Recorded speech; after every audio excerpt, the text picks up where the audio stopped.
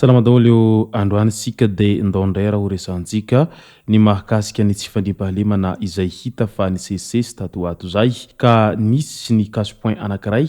izay tany Toamasina tany nitrangana fanafiana mitampiadina ka vokan'izay dia maty tsy tradrano ilay tovavy izay tompony izay casse-point izay noho ny tsatokantsy izay nahazo azy nataony ireo izay nanafika azy teny andalana hoditeny tany Antanamakomo no nitrangany ity loza ity teny akaiky ny Otivy tao bazary ny Antanamakomo tao ka ny pitsopitso ny mahakasika an'izay no fakafakaina amintsika ka manasantsika rehetra anaraka an'ity video ity hatramin'ny farany azadino ny milike ny video antsika ary tsarovatra trano ny miabone amin'ny chaîne antsika mba ahafahanareo manaraka tsy tapaka ny video izay lefa ny misesy tamatagasy toy izao ny fanaovana azy tsy ampendrela isika fa avy hatrany tonga dia vavany ndao ary mialoha ny dirantsika amin'izay pitsopitso ny mahakasika ny fanafihana an'ilay tovavy tompony casse-point tany Toamasina izay dia andao aloha fantarantsika ireto tsara ho fantatra manaraka ireto. Tany mandry tsara zava-pisotro landaty amin'ny tavoahangy amanjato no tratra ny tompon'andraikitra eo anivon'ny fandraharahana ny varotra sy ny fanjifana tao mandry tsara tamin'iny andro omaliny.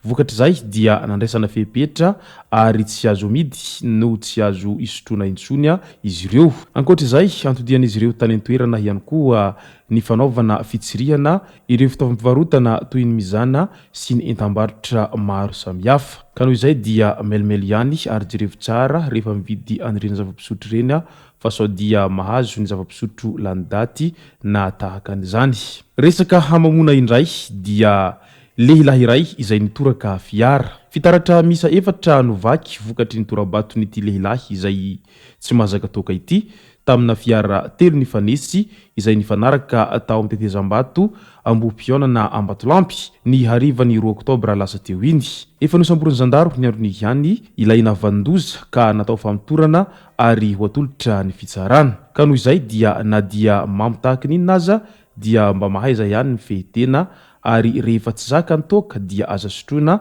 fa lasa miteradoza ho an'ny hafa ary ihany koa mampiditra olana ho an'ny tenanao. Distrikany Mananjary indray dia fikasana handorotran'olona. Ny kasa handorotrano iray tao Andovosira Antsinanana distrikany Mananjary ny andian'olona maromaro tamin'iny andro ny afakomaly tokony tamin'ny 3 maraina latsaka teo. Efa nandefasan'ireo olon-dratsy afo ny tafo-trano saingy tsy totosa izany rehefa taitra ireo manodidina raha vantany vao naheno fofona maimbo ka namonjy ny afo haingana. Tsy fantatra mazava moa ny tena antony izao fikasana handorotrano izao fa mbola ao anaty ny fanadihadiana tanteraka ny mponina any an-toerana amin'izao fotoana izao. Ka noho izay dia melimelo hatrany fa ny ratsy kely lalana ary ny fialonana dia miseho amin'ny endriny maro ka mety ho ambadika an'izay fialonana izay izao hiafara amin'ny fandoroana tranon'olona matory amin'ny alina izao. Distrikany Tsiroany Mandidy indray dia lasany Jolay ny vola izay mitentina 2,710 tapitrisa ariary. Norobainy Jolay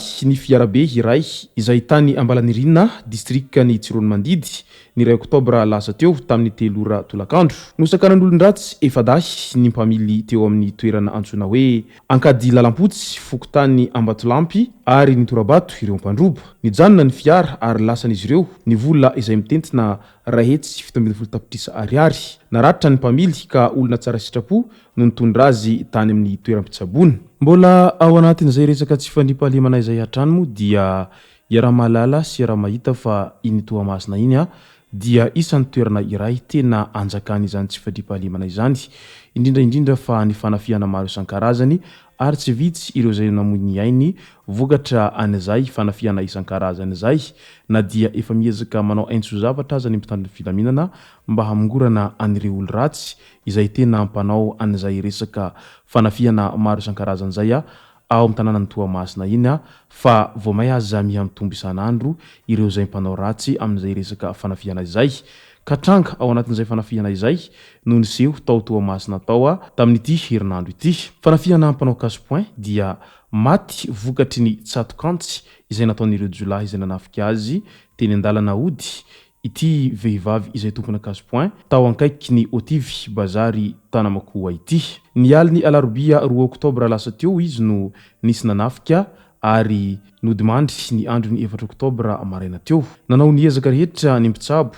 sy ny fianakaviany saingy tsy tana ny ainy. Vehivavy izay sahabo ny 17 taona ary mananjanaka anankitelo ity namoy ny ainy ity. Jiolahy iray izay mpanao fanafihana mitampiadina no maty voatifitry ny mpitandro filaminana tamin'iny andro ny 3 oktobra iny rehefa nanao fikarohana taorian'ity fanafihana ity lasibra ity ny mpitandro filaminana no nahitavan'izy ireo an'izay jiolahy izay maty voatifitry ny mpitandro filaminana izay. Ka noho izany dia mirary finonana feno ho an'ny manamanjo izay avy ety Amboatabata gasy enganeka ho tsara levenina ny maty ary aza misosoka alailontsony. Ho an'ireo jiolahy izay tsy mataotody kosa dia enganeka mba ho tratra soamantsara izy ireo amin'izay mba hiala amin'izay asa ratsin'izy ireo izay fa tena fahotana izany mandatsakain'olona izany tsy vita nefa robainao ny fananany dia mbola taperinao ihany koa ny ainy. Tena mampalahelo ny toetsaina tahaka an'izany ary manampitrotraka ihany koa moa ny resaka jiro matimaty lava any Toamasina iny amin'izao fotoana izao ka izay indrindra no isany vao maika mampirongatra an'ireo asan-jiolahy sy mampanararaotra ireo olon-dratsy manao an'izay asa ratsin'izay satria afaka miaina tanteraka tokoa ireo olon-dratsy ao anatin'izay haizana izay noho ny afitsoka an'izay delestazy lava izay. Raha maizina moa ny tanàna dia afaka mandihy eraky ny lalana ireo jiolahy sy ireo mpanafika indrindra fa ireo zay mpanao an'izay fanafihana mitampiadina izay any Toamasina any amin'izao fotoana izao ka melimelo ihany rehefa mandeha amin'ny alina fa ny ratsy tsy kely lalana indrindra ao Toamasina ao tsy misangy mihitsy ireo zay jiolahy mpanao ratsy izay amin'izay resaka fanafihana mitampiadina izay. Miresaka an'izay fahatapahan-jiro izay ihany moa isika dia any Antananarivo renivohitra any efa tena hita taratra amin'izao fotoana izao fa leo tanteraka ny mponina noho ny afitsoka an'izay fahatapahan-jiro lava izay satria tsy vitsy amin'ny mponina no efa tena tsy afaka misehatra intsony indrindra eo amin'ny resaka fitadiavam-bola ho an'ireo olona izay misehatra amin'ny fampiasana an'izay herinaratra ny jirama izay amin'ny asa fidiram-bola any an-toeranany. Ka naneho ny atezerana izy ireo ny mponina ao Antananarivo ao vokatra izay fahatapahan-jiro izay ka raikitra ny grevy teny ankadrona tombo teny satria tena leo tanteraka ny mponina amin'izay resaka delestazy lava tsy misy fiafarana izay ary indrindra fa vao may aza miakatra ny vidin-jiro na dia eo aza izay delestazy lava tsy misy faran'izay tatoato. Tsy vitan'izay fa mbola miampy an'ilay sazy izay mihatra ihany koa ho an'ireo izay tara fandaovana an'izay vidin-jiro izay nefa moa ho an'ireo izay misehatra amin'ny fitadiavam-bola amin'izay fampiasana ny herinaratra ny jirama izay tsy afaka hampidi-bola mihitsy raha izao ny zava-misy ka miteraka fatiantoka tanteraka ho an'ireo izay mampiasa an'izany jirony jirama izany amin'izay fitadiavam-bolan'izy ireo izay. Ka anton'izay no nahatonga an'ireo mponina marobe didina an-dalambe ary raikitra ny grevy naneho ny atezeran'izy ireo amin'izay fahatapahan-jiro lava tsy misy fiafarana izay. Izay sy zay moa no masaka azona roso tao anatin'ity vidéo ity tomboko lasy tomboko vavy misaotratsika rehetra nanaraka an'ity vidéo ity hatramin'ny farany. Azadino ny milaiky ny vidéontsika ary tsarovatra hatrany miabony amin'ny sainantsika mba hafanareo manaraka tsy tapaka ny vidéo zay lefa ny misesy tao Amboatabata gasy tomboko lasy tomboko vavy mankasitraka dia mirary soa.